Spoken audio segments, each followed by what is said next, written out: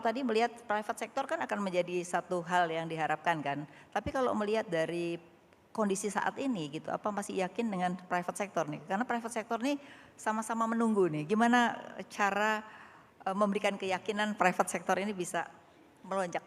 Gimana? Kebijakan fiskal dan moneter sedikit. Boleh lah itu. Ada delaynya di perekonomian tuh, nggak langsung hidup. Biasanya kalau di Amerika katanya 14 bulan. Kalau di sini tuh 4 bulan udah kelihatan tuh, itu moneter bergerak, 4 bulan nanti private sektornya udah mulai tumbuh lebih cepat. Kreditnya mungkin sebulan 2 bulan udah tumbuh lebih cepat juga. Jadi ada delay dari kebijakan yang saya lakukan. Tapi saya yakin itu pasti akan terjadi karena stimulusnya tidak saya hilangkan di bulan-bulan ke depan. Bahkan kalau yang 200 tadi kurang, saya akan tambah lagi. Saya orang kaya, Bu. Serius banget Bu Alvin. Serius tuh dengerin Menteri Keuangan ngomong. Oke. Nah, ada satu hal lagi yang kemarin juga lagi rame kan, para gubernur datang nih ya terkait dengan transfer ke daerah kan. Nah, jadi memang banyak, bukan komplain sih, diskusi lah di sana sini. Ini orang otonomi daerah tapi transfer ke daerah kenapa dikurangi? Padahal pada saat itu kan efisiensi kan ya. Tapi kalau kemarin statement dari Menteri Keuangan adalah bisa belanja nggak? Kalau nggak bisa belanja baru kalau bisa belanja baru saya tambahin gitu. Tapi sebenarnya di era otonomi ini kan transfer ke daerah itu sebenarnya seperti apa sih lebih gambarannya gitu ke depan? Jadi waktu saya jadi Menteri Keuangan kan bulan September ya, September tanggal 8 kan. Itu udah hampir setengah diketok ya, transfer ke daerah. Jadi bukan saya yang motong transfer ke daerah. Betul, hampir 400. Tapi setelah itu ribut kan, setelah tanggal 9. Menteri Dalam Negeri mengajukan revisi terhadap anggaran APBN 2026. Di situ ada kenaikan transfer ke daerah 43 triliun. Saya nggak kurangin sepeser pun. Saya cuma nanya, udah cukup Pak? Cukup. Ya udah, go ahead. Tahunya masih dipotong banyak, nggak cukup. Cuman begini, saya bilang ke daerah, mereka datang ke saya kan, kalau sekarang saya naikin transfer ke daerah, nggak mungkin. Karena pandangan dari pimpinan di atas nggak seperti itu. Dia pengen lihat perbaikan dari cara daerah membelanjakan uangnya dalam hal mendorong pertumbuhan ekonomi dan lain-lain. Jadi saya bilang ke mereka, cobalah tunjukkan 2 triwulan ini, triwulan sekarang sama triwulan 1 tahun depan, bahwa Anda sudah lebih pandai mengelola keuangan daerahnya. Nggak ada bocor dan lain-lain, belanja tepat waktu. Nanti kalau itu berhasil, saya hitungkan ekonomi kita udah lebih bagus kan. Income saya juga lebih bagus kan harusnya. Saya akan pertimbangkan tambah transfer ke daerahnya. Tambahan ya? Tambahan. Tapi kalau Anda nggak perbaikin, saya nggak bisa propose itu ke atas. Nanti saya yang digetok, kira-kira begitulah. Ini dua arah lah. Saya bilang bantu saya untuk membantu Anda. Iya, oke. Nah, kalau kita lihat sebenarnya transfer ke daerah tuh secara tidak langsung sebenarnya nambah ya. Ada MBG di daerah juga gitu ya. Terus kemudian ada program-program lain yang kalau kita lihat dari Kementerian Kesehatan, tapi memang ada di pusat, tapi sebenarnya kan daerah yang mendapatkan juga gitu. Nah, ini seringkali tidak mau membantu tanggung jawab terhadap pelaksanaan ini. Gimana nih?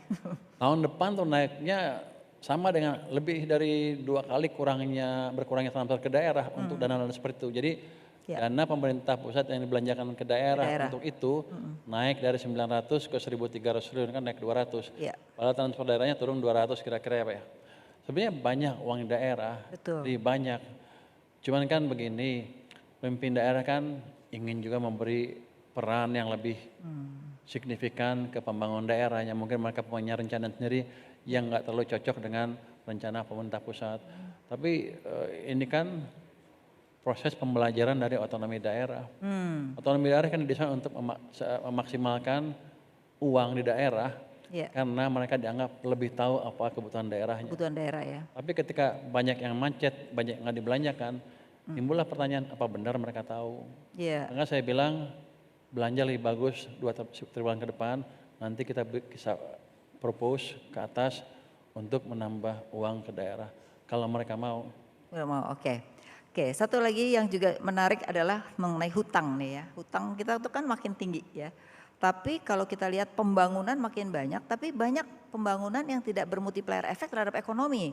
Jadi pembangunan infrastruktur besar-besaran, bahkan ada daerah yang mau mengembalikan infrastrukturnya ke pusat gara-gara setelah dia dapat dari pemerintah pusat dibangun infrastruktur, dia nggak bisa kuat, nggak bisa bayar maintenance-nya gitu. Nah ini kan terjadi di hampir banyak daerah gitu. Misalnya pelabuhan di mana-mana tapi nggak ada kapalnya. Gitu.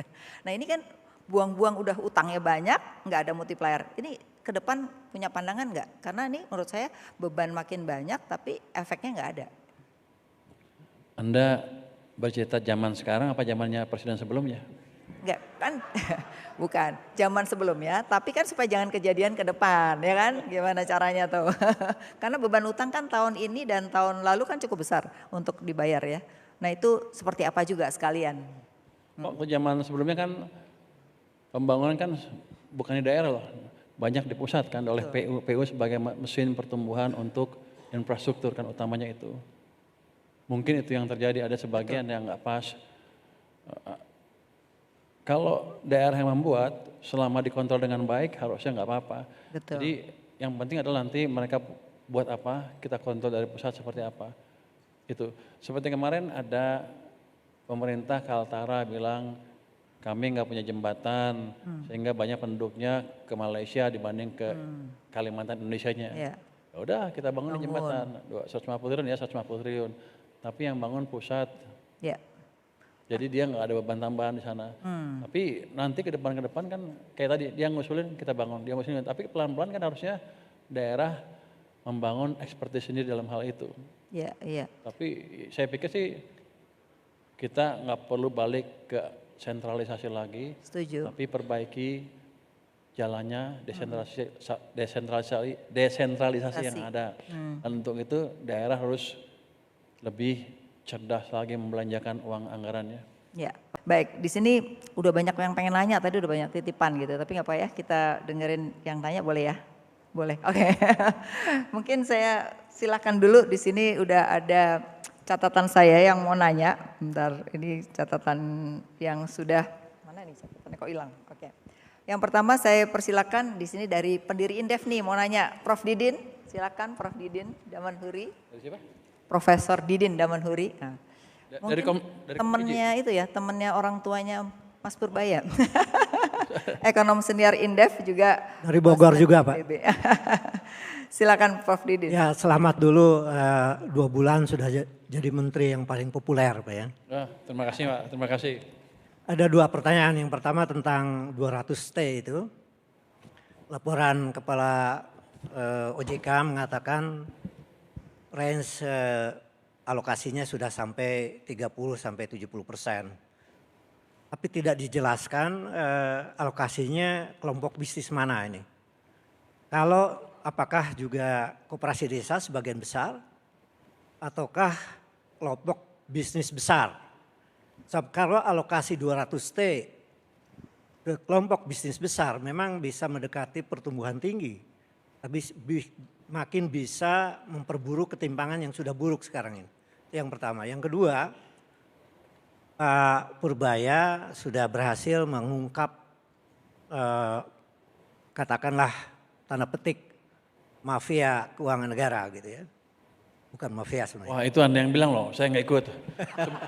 Sebelah Bapak tuh mafianya tuh. Mafia. Ada 258,6 itu dari deposito berjangka. Ada dari daerah 234. Pengemplang pajak 60M. 60T. Pertanyaan saya, mohon publik bisa dijelaskan peta jalannya untuk mencapai yang dijadikan Pak Purbaya akan menurunkan utang yang menurut CNBC yang kutip dari Bu Sri Mulyani terakhir itu sudah 10.350 triliun. Okay. Sudah 42% Pak, bukan kurang dari 40%. Yang kedua adalah skenario mencapai 6% pada tahun 2006, 2007 7%, 2009 8%. 8%. Skenarionya kayak apa gitu. Iya. Terima kasih Pak. Terima kasih. Ya, terima kasih Pak Didin. Kita dengar ada 3 dulu ya, nanti baru. Oh, 8% pakai doa. Yang kedua ada Pak Bursa Zarnubi, ada hadir? Tidak hadir? Oh, baik, kalau tidak ada. Rangga Cipta, Chief Economist dari Mandiri Sekuritas. Ah ya, silakan. 2 menit ya pertanyaannya. Selamat siang Pak Menteri. Ada satu pertanyaan pada saya Pak. Tadi kan disebutkan memang salah satu usaha dari Kementerian Keuangan selain memberikan counter cyclical policy juga tax reform Pak ya. Dari Cortex dan di media kita tahu juga Kementerian Keuangan rajin untuk membersihkan misalkan rokok ilegal, lalu juga masalah di bea cukai dan tadi ya masalah pengemplang pajak. Tapi salah satu concern Pak ya adalah bahwa terlepas itu ilegal atau tidak gitu ya. Secara teori yang namanya penyerapan pajak ini ada risiko mengurangi disposable income dari masyarakat Pak. Yang mana tadi kan agak berlawanan dengan semangat counter cyclical policy ya. Jadi pertanyaan saya apakah ada kebijakan tambahan misalkan relaksasi dari tingkat pajak ataupun misalkan relaksasi PTKP untuk bisa mengoffset tadi kenaikan istilahnya effective rate dari tax reform yang dilakukan oleh Kementerian Keuangan. Makasih. Ya, terima kasih. Silakan dijawab dulu, nanti ada 2 lagi. Saya nggak dengar pertanyaannya, saya coba jawab deh. Jadi apa yang pertama tadi? Pak Didin. Alokasi kelompok, alokasi yang 200 triliun seperti apa? Sebetulnya kita minta ke perbankan yang menerima dana itu, jangan Anda kasih ke konglomerat itu. Dan nggak boleh beli dolar. Karena kalau nggak rupiahnya akan diperlemah gitu kan. Tapi yang lain bebas sebetulnya. Jadi sebetulnya yang saya jalankan adalah memindahkan uang ke sana, harusnya saya nggak peduli apa-apa. Saya memakai expertise dari sistem perbankan untuk menyalurkan dana itu ke perekonomian tanpa intervensi saya sebetulnya, maunya begitu. Walaupun ada ngomong sedikit tapi sebetulnya itu yang saya pakai. Ini harusnya kalau normal sistem perbankannya bagus, dia akan nyebar ke sistem perbankan pertama, kemudian ke kredit dan lain-lain, itu akan menggerakkan perekonomian. Jadi teori yang saya pakai itu, sebetulnya saya nggak intervensi terlalu besar terhadap penggunaan dana itu. Seperti ada dana segar ke perbankan, jeder, dia nggak bisa naruh di bank sentral lagi, saya pesan ke bank sentral jangan diserap ya dana itu. Jadi uangnya kan sekarang di brankas mereka banyak. Kalau mereka taruh di brankas terus rugi. Dia bayar sama saya hampir 4%. Dia terpaksa menyalurkan uang itu mungkin pertama di interbank, di tempat lain, di kredit, akhirnya pasti kredit. Kredit kasih cari yang bagus-bagus. Ada proyek-proyek bagus, banknya terbatas, berebut, banknya ada banyak kan, berebut ke proyek yang terbatas itu, bunga akan turun. Jadi saya ciptakan suruh mereka untuk berkompetisi di perekonomian supaya bunga pinjaman turun, dan sekarang udah turun cukup ya. Bunga deposit juga turun sehingga orang yang punya uang banyak kayak Bu Afi nih, nggak sayang lagi naruh uangnya di bank, gue belanjainnya sekarang, atau bunganya lebih kecil. Itu salah satu impact dari turunnya opportunity cost of money. Dan kita lihat tadi Bu Afi dia udah suka belanja lagi. Apa yang baru, sepatunya baru kali sekarang, baru beli kemarin. Karena sekarang bunganya lebih sedikit kalau taruh di bank sentral. Jadi itu utamanya. Jadi kita nggak intervensi macam-macam. Mafia keuangan negara, saya nggak terlalu ngerti itu Pak. Yang penting untuk saya adalah sekarang kalau Pemda, pemerintah pusat, kementerian punya anggaran, belanjakan sesuai dengan anggaran ya. Nanti kalau penyelewengan biar aja BPK yang periksa, itu kan bukan tugas saya. Tugas saya adalah mereka ngabisin uang saya. Kalau enggak saya bayar bunga, uang yang nggak dipakai saya rugi besar. Kalau 400 triliun aja saya bayar bunganya kan 4 kali 6, 24 triliun. Cash. Yang saya harus bayar untuk uang yang nggak saya pakai. Saya suka bercanda. Kalau 24 triliun saya beliin kerupuk dapat banyak tuh. Terus 6% 7%, 8% agak susah ya. Itu pakai doa, pakai ini effort. Cuma untuk 6% kelihatannya nggak terlalu susah. Karena kita pernah tumbuh 6% di zaman siapa? Di zaman Pak SBY, on average 6%. Pada waktu itu yang tumbuh, yang mendorong pertumbuhan adalah private sector. Ya. Karena monetary policy cukup longgar. Sekarang zamannya Pak Jokowi tumbuh 5%, yang gerak utamanya pemerintah. Sedangkan private sektornya cenderung berhenti. Anda lihat laju pertumbuhan kreditnya, zaman SBY itu 22%, zaman Pak Jokowi cuma 7%, karena pertumbuhan orangnya di sana 17%, di sini zaman Pak Jokowi tumbuhnya ya 7% on average, ada titik-titik di mana tumbuhnya 0. Kalau saya hidupkan mesin swastanya tahun ini ke depan, 6% kira-kira dapat. Bisa. Yang pemerintah saya hidupkan juga mesin tambahan. Jadi enggak susah-susah amat. Belum lagi nanti kebijakan yang lain yang ini ceteris paribus loh. Dengan kondisi seperti ini, dengan sistem yang seperti ini, dengan pejabat-pejabat yang seperti sekarang, yang seperti itu ya, belum berubah lah behaviornya dibanding dulu. Kalau saya perbaiki iklim investasi gimana? Akan lebih cepat lagi. Kita udah bentuk, Menko Perekonomian membentuk Satgas Percepatan Program Pembangunan ya, program unggulan. Di situ ada Satgas Pokja debottlenecking, Pokja 2 ya itu namanya. Nanti itu akan menerima pengaduan dari seluruh pelaku bisnis di Indonesia yang punya masalah dan kita akan gelar perkara setiap minggu. Kita pecahkan masalah di situ. Jadi saya harapkan nanti iklim investasi akan membaik dengan langsung memperbaiki kendala-kendala di bisnis yang real. Kalau Anda lihat di kertas kan semua udah bagus. Anda tanya Febrio gitu, wah kita udah bagus, peraturan ini udah ada, udah lancar lah pokoknya di atas kertas. One window one stop policy, apalagi semuanya gitu. Pokoknya bagus lah. Tapi kan di lapangannya nggak begitu. Jadi saya balik, saya tarik dari lapangan ke tempat saya beresin. Nanti kalau ada peraturan yang mengganggu kita rubah. Itu akan bisa terjadi kenapa? Karena semua kementerian terlibat di sana. Dan lebih penting lagi, saya kan Menteri Keuangan. Kalau ada peraturan yang disuruh rubah, menterinya nggak bukan menteri yang nggak nurut. Ada pejabat di kementerian itu yang mengganggu, ya saya potong anggarannya. Kan pasti jalan. Jadi ini bukan untuk saya atau bukan untuk yang lain, ini untuk ekonomi Indonesia. Saya udah bilang ke Pak Presiden waktu itu, Pak boleh nggak saya bikin tim debottlenecking. Apa kerjanya? Begini Pak, gini yang saya ceritakan tadi. Ya udah jalankan katanya. Sampai sekarang disetujui, jadi sebelum nggak disetujui saya jalankan terus aja. Tapi bukan saya, itu dengan menteri-menteri Menko Perekonomian dan menteri-menteri yang lain. Jadi saya nggak jalan sendiri, takut juga dimarahin orang. Kira-kira gitu.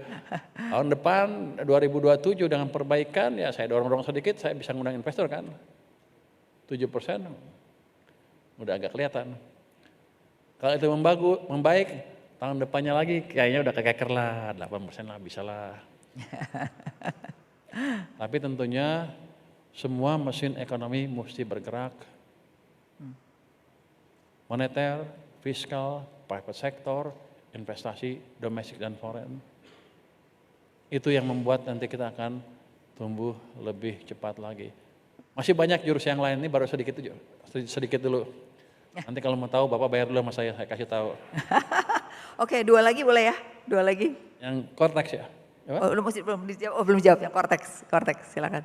Jawab dulu, ada 2 lagi yang mau nanya. Cortex. Tadi pertanyaannya mengenai implementasi saya nggak terlalu cortex. jelas pertanyaan sebetulnya. Yang jelas cortex itu waktu saya datang ke sini ke Kementerian Keuangan kan ada masalah. Saya investigasi apa sih masalahnya. Saya bawa programmer saya yang jago. Saya orang IT sedikit lah. Dulu pernah kuliah di Elektro, ITB, sekolah bagus ya. Ada yang ITB nggak ada. Jadi saya ngerti sedikit, saya ngerti sistemnya. Jadi saya panggil ahli saya suruh periksa kelemahan jadi mana. Kira-kira udah kelihatan semua kelemahannya, cuman layer 1, layer 2 udah selesai. Layer 3 yang berhubungan dengan aplikasinya belum bisa kita rubah. Kenapa? Karena masih di tangan kontraktornya si LG itu. Desember akan dikasih ke kita. Tapi sekarang pun mereka kita kasih masukan terus setiap hari untuk memperbaiki coding aplikasinya itu. Jadi sebentar lagi juga akan membaik saya pikir. Terus pajak mengurangi disposable income. Iya, kalau Anda lihat persamaan itu kan sama aja, sebetulnya cuma pindah aja geser kiri kanan kan, ya isi GX plus NX, cuma pindah aja, nggak berdampak kan seharusnya. Tapi kenapa selama ini mengganggu? Karena uangnya nongkrong di sana. Saya ambil pajak, taruh di bank sentral, di sistem kan kering. Gimana kalau sekarang saya ambil pajak, saya nggak taruh di sana lama-lama, langsung saya belanjakan dalam bentuk program-program ekonomi. Harusnya dampaknya akan lebih bagus. Kenapa? Pertama, ada dorongan dari sisi fiskal, dari sisi pembangunan. Yang kedua, uangnya akan disistem terus, membuat swasta juga akan bergerak. Jadi saya akan monitor itu ke depan dengan hati-hati. Jadi Anda nggak usah takut. Kalau saya naikin pajak, Anda akan susah. Saya akan naikin pajak pada waktu tumbuhnya di atas 6%. Anda akan happy juga bayar pajaknya. Kira-kira begitu. Oke.